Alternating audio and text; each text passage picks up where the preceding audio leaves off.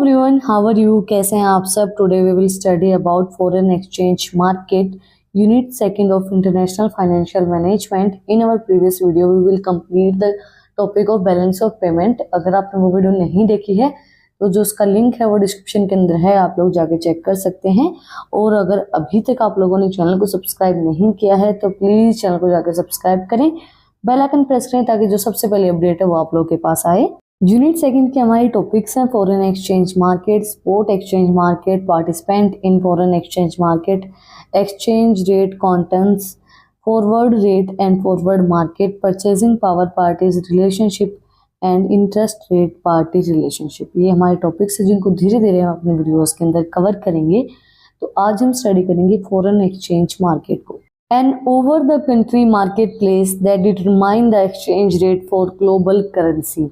ये हमें market rates को बताता है, डिटरमाइन करता है एक्सचेंज रेट्स जो हमारे ग्लोबल करेंसी के अंदर, ग्लोबली जो हमारी करेंसी एक्सचेंज होती हैं उनके रेट्स को हमें फॉरेन एक्सचेंज रेट बताता है। कि देखो, एक्सचेंज करने के लिए फॉरेन का मतलब क्या है? बाहर की, ग्लोबली एक्सचेंज मतलब लेन देन, और मार्केट कि हम फॉरेन के अंदर जब कोई भी चीज़ एक्सचेंज करते हैं मार्केट के अंदर तो उसकी क्या वैल्यू होगी, उस चीज़ को हमें फॉरेन एक्सचेंज मार्केट बताता है। Types of foreign exchange market, there are the three main types of foreign exchange market: the spot foreign exchange market, the forward foreign exchange market, and the future foreign exchange market. First was spot foreign exchange market. The spot market is the immediate exchange of currency at the current exchange on the spot. देखो, spot market आपको नाम से पता चल रहा है कि on the spot कोई चीज हो रही है।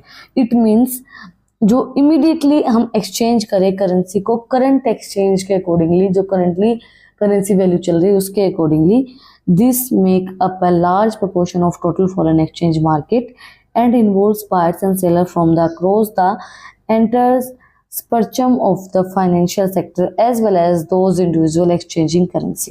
ये जो मार्केट है ये ऑन द स्पॉट मार्केट होती है। इसके अंदर इन्वॉल्व भी जाते हैं buyers and seller across the entire supreme financial sector, जो भी हमारे जितने भी फाइनेंशियल सेक्टर हैं उनके, और इसके अंदर इंडिविजुअल्स और एक्सचेंज ऑफ करेंसी सारी चीजें इंक्लूड की जाती हैं। नेक्स्ट है forward exchange market. The forward market involves an agreement between the buyers and seller to exchange currency at an agreed upon price at a set date in the future. No exchange of actual currency take place, just the value. The forward market is upon used for hedging. Forward market के अंदर on the spot चीजें नहीं होती हैं जिस तरीके से हमारे स्पॉट मार्केट के अंदर होती हैं कि ऑन द स्पॉट जो करेंसी की वैल्यू है उसी के अकॉर्डिंगली एक्सचेंज किया जाएगा। बट फॉरवर्ड के अंदर एग्रीमेंट होता है बायर एंड सेलर के बीच में, जो एक्सचेंज करेंसी की जाएगी जिस प्राइस के ऊपर, या मतलब वो एग्री करते हैं जो भी प्राइस उन्होंने एग्री किया है एक फ्यूचर डेट के ऊपर कि हम फ्यूचर के अंदर इस प्राइस के ऊपर इस प्रोडक्ट को लेंगे, हमने एग्रीमेंट कर लिया है। No exchange actual of currency take place, कोई ये चीज़ नहीं है कि भाई एक्चुअल में भी वैल्यू क्या चल रही है हम उसके अकॉर्डिंगली करेंगे, नहीं। ये नहीं कहते हैं कि जैसे हमने अभी कोई भी प्राइस चल रहा है तो उसके ऊपर हमने भी फिक्स कर दिया कि भाई अभी अगर आम का प्राइस, हम आम का एग्जाम्पल लेते हैं, आम का प्राइस अभी 100 रुपये किलो है और हमें 2 महीने बाद आम चाहिए, तो उस टाइम पे अगर आम का प्राइस 200 रुपये किलो है तो भी उस बंदे को क्या करना पड़ेगा, एग्रीमेंट के अकॉर्डिंगली उसको 100 के प्राइस पे ही हमें आम देने पड़ेंगे। उसी तरीके से फॉरवर्ड मार्केट के अंदर होता है, एग्रीमेंट होता है, उसके अंदर करंट जो वैल्यू चल रही करेंसी की वो मैटर नहीं करती है, जो एग्रीमेंट के अंदर लिखी गई है वही करेंसी वैल्यू मैटर करती है। थर्ड हमारा टाइप है future foreign exchange market. Future foreign exchange market is similar to the forward market in that there is an agreed price at an agreed date. ये भी हमारा फॉरवर्ड मार्केट की तरह ही होता है। ये एग्री करते हैं एक प्राइस को एक एग्रीड डेट के ऊपर। मान लीजिए हमने एग्री कर लिया कि आज से 2 महीने बाद, मतलब कि हम 2 महीने बाद जून, जुलाई, अगस्त के अंदर 1 अगस्त को इसी प्राइस के ऊपर, फॉर एग्जांपल 100 रुपये के ऊपर ही हम इसको चीज़ को लेंगे। ठीक है। The primary difference in the future market is regulatory and happens on the exchange.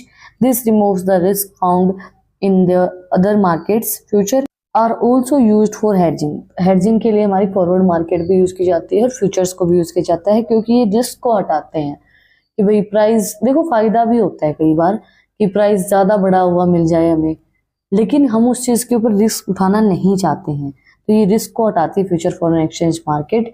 Advantages and disadvantages of foreign exchange market. Advantages हैं सबसे पहले, there are the fewer regularly that in other markets which means investor are not held to strict standards of regulation found in other markets. इसके अंदर favour होते हैं rules regulation के market के अंदर, जो फेवर के अंदर सारे काम होते हैं इन्वेस्टर्स के, एंड कोई भी स्ट्रिक्ट स्टैंडर्ड्स रूल्स रेगुलेशंस नहीं होते हैं मार्केट के अंदर।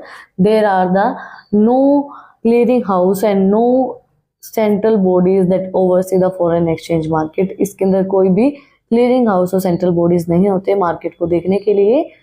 Most investors won't have to pay the traditional fees or commissions that they would on another market. बहुत से इन्वेस्टर्स पे करते हैं फीस, ट्रेडिशनल फीस, कमीशंस देते हैं अनदर मार्केट के अंदर जाने के लिए, because the market is upon 24 hours a day. क्योंकि जो मार्केट है वो 24 घंटे होती है एक दिन, मतलब जितने घंटे होते हैं हमारे पूरे घंटे के लिए होती है market. You can trade at any time of the day. क्योंकि देखो जो हमारी मार्केट है वो खुलती है 9 बजे से 5 बजे तक या 3 बजे तक, इतनी ही खुलती है। बट ये जो मार्केट होती है फॉरेन एक्सचेंज मार्केट, ये 24 आवर चलती रहती है। आप कभी भी इसके अंदर किसी भी टाइम आप ट्रेड कर सकते हो, which means there is a no cut off time off to able in participate in the market. इसका मतलब क्या है कि हम किसी भी टाइम मार्केट के अंदर पार्टिसिपेट कर सकते हैं। And expect you have heading into the weekend. अगर आप हेडजिंग के अंदर हेडजिंग भी कर रहे हैं तो उस टाइम पे भी आप उसको कर सकते हैं, वीकेंड के अंदर है जब आप। Finally if you are worried about risk and rewards, you can get in and out whenever you want, and you can buy as much currency as you can afford based on your current balance and your broker rules for the leverage. देखो, अगर आप worried हैं कि भाई क्या आप मतलब risk होगा या रिवॉर्ड मिलेगा, मतलब देखो अगर हम किसी चीज़ के अंदर इन्वेस्टमेंट करते हैं तो हमें रिस्क भी होता है और रिवॉर्ड भी मिल सकता है। तो आप किसी भी टाइम उसको लीव कर सकते हैं, जब भी आप चाहें आप उसको छोड़ सकते हैं, when ever you want. And जब भी आप कोई भी करेंसी बाय करना चाहते हैं, कुछ भी करना चाहते हैं तो आप कर सकते हैं बाय, अगर आपके पास करंट बैलेंस है तो, या फिर आपके जो ब्रोकर हैं उनके रूल्स और लिवरेज जो है अगर उसके पास अवेलेबल है तो किसी भी टाइम आप अपनी कोई भी करेंसी को बाय एंड सेल कर सकते हैं। डिसएडवांटेजेस क्या होंगी इसकी? Thought the market being under-regulated bring advantages.